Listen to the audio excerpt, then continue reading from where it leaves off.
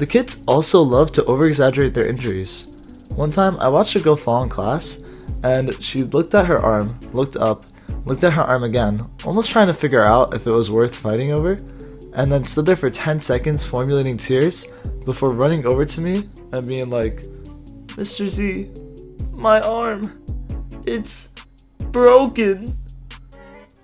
And of course, Aiden was one of these kids, and he had the habit of getting dizzy if he was in the sun for too long, which I really thought he was just making up because his mom packed him a water bottle that was bigger than mine and also bathed him in sunscreen and his huge fishing hat.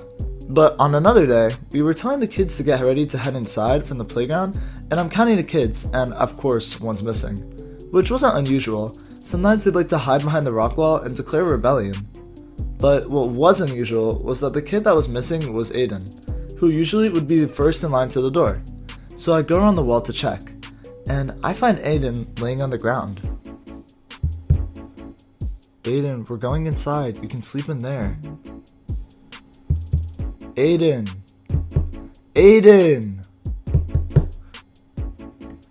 At this point, the other counselors came over and started to freak out, checking his pulse to see if he overheated.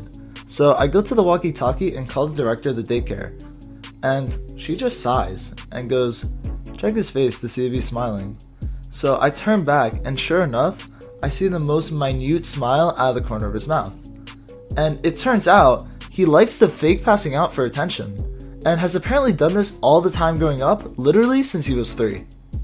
She tells us to get him up by the count of 3, or Miss Catherine, that's the director's name, is going to sit with him inside.